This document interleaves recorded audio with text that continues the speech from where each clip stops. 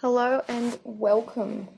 Thank you for joining us on this very special webinar, the Instruction Manual for Humans.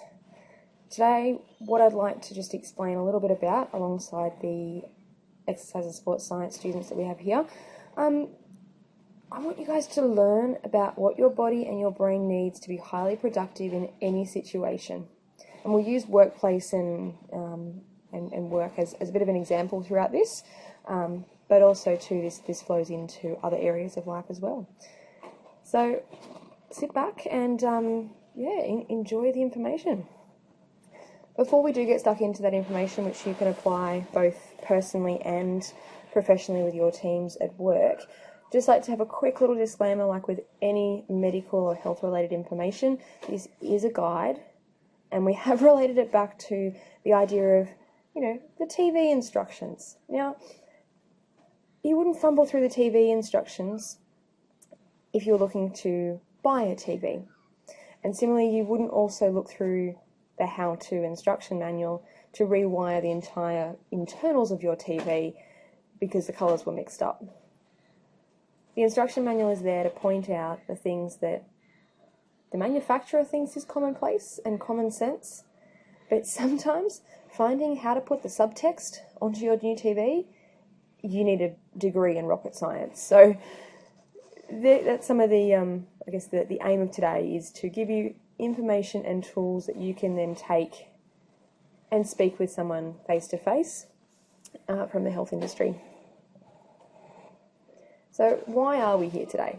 Well, I would personally like for you to value. Okay, my first question to you is, what is core? Okay, so type into the questions box, the chat box, what you think core stability, or what you think core is. Is it muscles? Is it a corset? Is it stability or safety? What is core to you? Now we're going to go through in the following slides, and we're going to outline what we believe core is from all the literature that we've read, and also from the experiences that we've worked with over the past few years. When we've really started delving into this core stability component. Now, there are some feeds coming through in that live chat. Most people saying it's muscle. About core, we're talking about more than the physical aspect of core, which is what most people think of when they think of core. So there's actually 4 different types of core that we're referring to. These being mechanical, developmental, neurological, and spiritual core. The first one of these is mechanical core, which is what most people think of, which is the physical function of core. These jobs include stability, maintenance of internal pressure, and movement. The most important of these is the maintenance of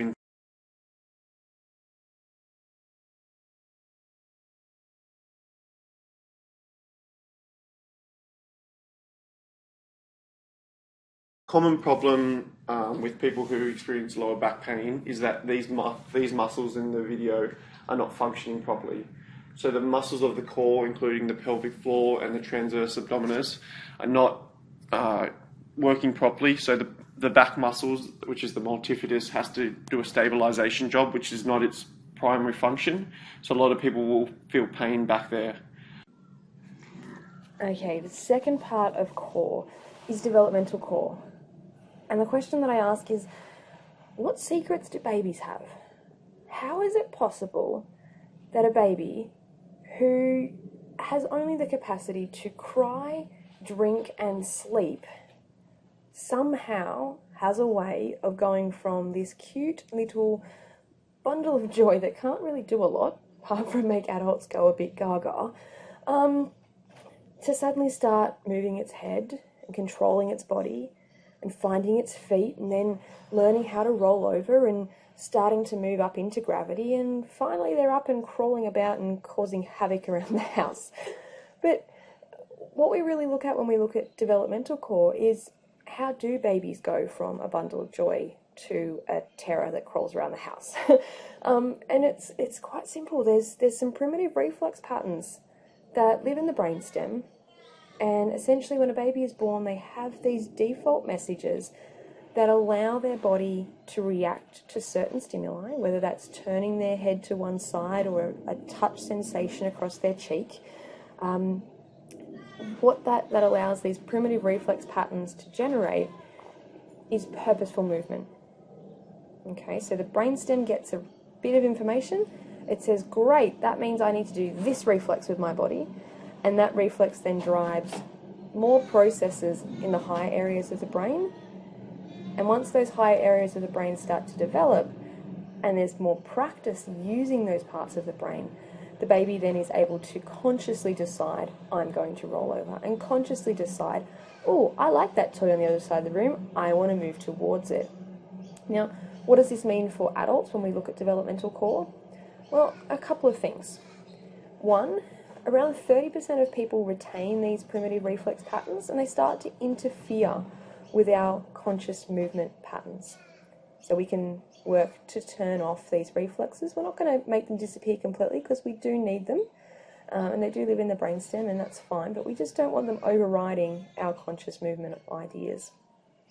The second thing we can do is we can actually be really strong moving in and out of these different patterns, and we can go back and rehearse and practice these developmental reflexive patterns that allow our body to move in certain strengths and patterns of strength. So that's where babies have a secret. The other secret too is that we start to develop core stability within our mouth.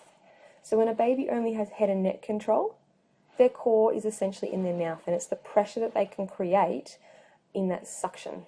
So when they suck or blow or breathe, they create a suction within their core, and that's their mouth.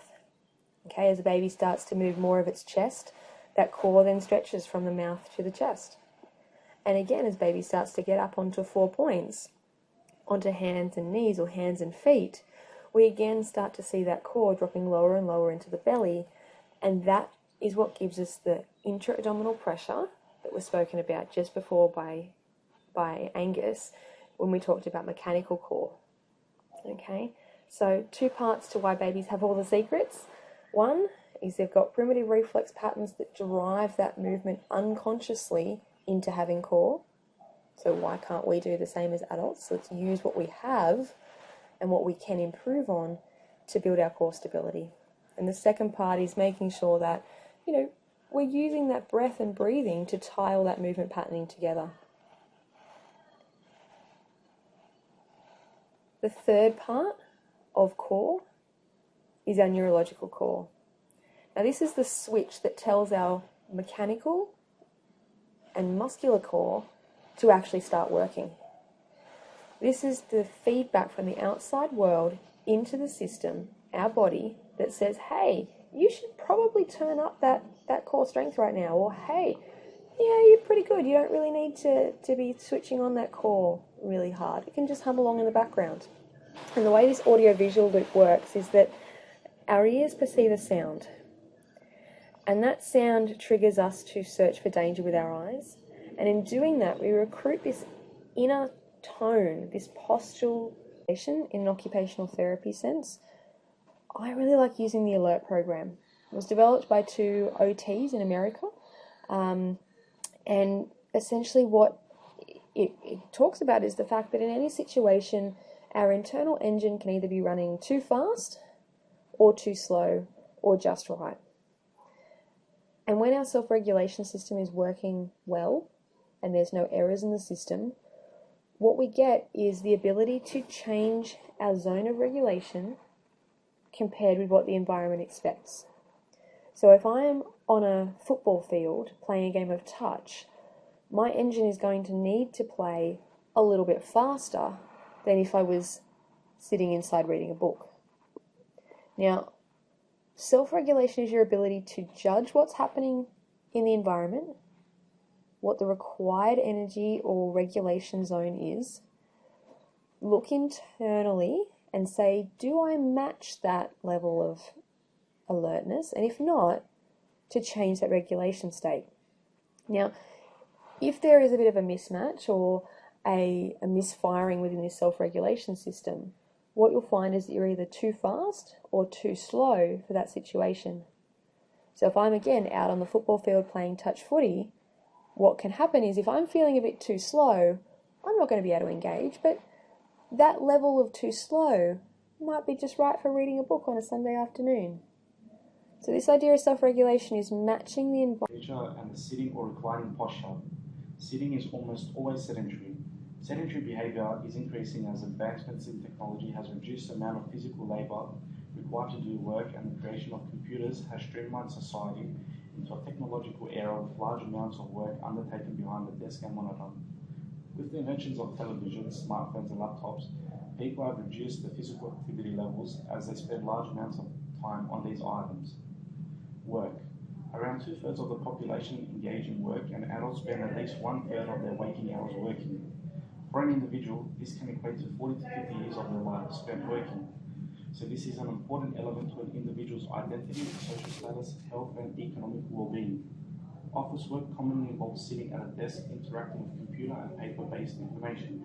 The work itself thus provides little of a potentially beneficial physical activity. So how are these related? A study by Perry et al. Found that sedentary behaviour. So as we can see here, there's a 2% increase in all-cause mortality risk per hour per day of sitting. So obviously we don't want to increase your employees' risk of death just because they're sitting too much at their desk. We're going to go through ways in which we can prevent this. So why is it a risk? There's a few studies here that talk about why sedentary behaviour is a risk. So one is because of decreased metabolism. There's also the compression of the vagus nerve, and also the last one is talking about mental problems with mental health that arise from sedentary behaviour, and we'll explain these further on in the coming slides. So the benefits of exercise. So it's split into both health benefits and productivity benefits. So we'll start with the health benefits. So a lack of exercise increases a risk of cardiovascular disease, obesity, type 2 diabetes and respiratory disease due to decreased metabolism. However, exercise increases metabolism. We'll see why this is a good thing in terms of these different problems that can arise from a lack of exercise. So the first one, cardiovascular disease. This comes about due to a lack of exercise because of the body's decreased ability to metabolize fats. As a result, atherosclerosis can occur because of the body's decreased ability to metabolize low-density lipoproteins, which is the bad cholesterol in particular.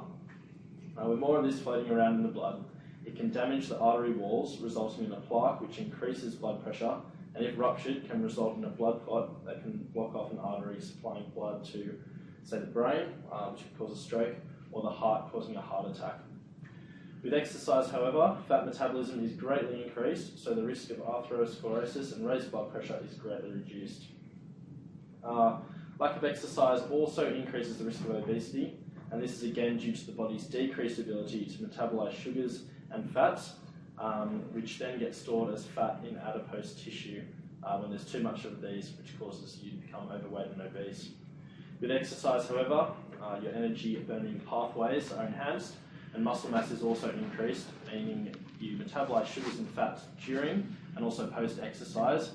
When you're sedentary at work, it means that if you have exercise that morning, you're then still going to be burning through your fuels and decreasing your risk of becoming overweight or obese. Lack of exercise also increases the risk of type 2 diabetes. So type 2 diabetes is where your blood sugar levels are too high. This comes about due to a high sugar diet where you constantly spike your insulin, and also a lack of exercise to burn or metabolize that sugar. The hormone insulin removes blood sugar from the blood, transporting it to muscle cells, liver cells, and if you have any excess, it goes to fat cells for storage as fat. After years of being in a hyperglycemic state, so that's where your blood sugar is really high, your insulin is constantly spiked, so it starts to stop working as well, meaning that blood sugars remain high and type 2 diabetes occurs. Type 2 diabetes has many bad health impacts, so it can cause blindness, can stuff up the circulation to your limbs and cause amputation, so it's definitely something that you don't want your employees to be getting. Exercise, however, increases your insulin sensitivity as your muscles start to metabolize the sugar stored in the muscle and then tap into the blood sugar, liver and adipose stores once these stores in the muscles are depleted. So hence this reduces the risk of type 2 diabetes. Finally, we come on to cardiorespiratory disease, which increases with a lack of exercise due to a decrease in VO2 max. So your VO2 max is the maximum amount of oxygen that your body can consume, and is a good indicator of cardiorespiratory fitness. A low VO2 max will mean the ability of your body to uptake and transport oxygen to use in aerobic metabolism is decreased, and your risk of disease is increased. Exercise, however, increases your VO2 max, meaning that there is more and better oxygen delivery to the body cells and decreased risk of respiratory disease. Finally, not only the employee's health, but also their workplace, with a reduction in productivity representing a large yet poorly characterized indirect cost to employers. Obesity is a health risk that a large proportion of the population face on a daily basis, and with work being a large part of their lives, this can be a big impact on workplace productivity. In a study performed by Gates et al., moderately or extremely obese workers were the most affected and experienced the greatest health-related work limitations, specifically regarding to time needed to complete tasks and the ability to perform jobs. These workers experienced a loss in productivity, which translated to an additional $506 annually in lost productivity of workers in this study. It's not all bad news though.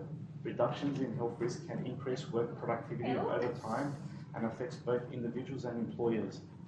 Individuals who reduce one health risk factor improve their presenteeism by 9% and reduce absenteeism by 2%. In a study performed by Pelletti et al., a link was found when there was a reduction in health risk. This was associated with increased work productivity. With an increase in health of employees, work productivity can increase, and this is beneficial to the employer or business as they will increase their revenue and profit. On the built environment and adjustment of the workplace, but it's important to understand that it's actually the study of people's efficiency in their working environment. So there are other factors at play. Our objectives here are to improve comfort, safety, and productivity within your workplace to allow for positive associations with work. Within ergonomics, it's vital to match prescriptions according to individual requirements, as we understand what may work for one person might not work for another. Through screening of each individual workspace and employee, we will be able to alter workspaces accordingly to suit each person's needs to ultimately increase mindfulness and awareness of body posture, core stability, and general well-being. Studies have shown awareness of core, increasing employee comfort, and reducing stress are strongly associated with increased productivity. An uncomfortable workspace can have a detrimental effect on a person's mental state without being overly apparent. If you experience discomfort at work, the brain is being sent these signals. Without the correct instructions, the brain can have difficulty feeding back a response to these signals and, after a duration of time, can associate the feelings of negativity with work itself. This can lead to a decrease in productivity, poor posture, fatigue, and ultimately more sick days. This is where we come in. Participation in this unique learning process will assist in developing positive associations with the working environment and detrain any aversions employees may have. Strategies that we have in line to assist you are when we talk about workplace productivity or lifestyle productivity, might seem a little odd, but there's some interesting research coming out of the Sydney Playground Project, which I'll admit is a study being conducted with children. But I think what it actually starts to show is that when we start to reframe the idea of risk-taking and we start to allow imagination and creativity to come back into playfulness and having those moments of intense playfulness where kids can be wild and they can be free-spirited and they can challenge rules and they have the opportunity in a really safe, relatively safe environment to actually start to decide what risk-taking is. Now, as adults, I'm sure we all know how to play with a child. Some of you may even have children. But I'm talking about, as adults, really getting back to being playful, being wild, not being judgmental of ourselves, having the ability to laugh at ourselves and be happy and just be totally in the moment, where being creative is all that matters. Exploring our physical limits is all that matters. Understanding that we need to feel that sense of freedom that comes with play. And I think too often as adults we forget that, you know, hooning around on a jet ski or taking time to colour in, you know, those things that we used to find joyful, that we don't do anymore because life got in the way or our sense of responsibility got in the way. Now, in a nutshell, that playfulness is about redefining what risk-taking actually means and really starting to explore and challenge what it is to be playful. Is that playfulness within yourself? Is it yourself engaging with the environment, like a playground structure here? And a little story off to the side here is I actually run, adult play sessions at those big climbing structures in parks. And adults have a ball doing it. You know, we play frisbee, we crawl in the sandpit and play knee-ball soccer. And quite often we lose ourselves in what the play actually is. And it's a decent workout, but it's one of those times where you don't feel like you're working out because you're playing. You know, I identify that with kids who come in off the playground and they are sweating and they are hot and they are exhausted. But they didn't realise that until you said to them, "Hey, little Johnny, come over here. You look quite hot. You need a drink." And that's because they got lost in the moment. Okay, and I think as adults, we don't lose ourselves in the moment enough. So that would be my challenge to you today, is to go out and find something that allows you to be playful.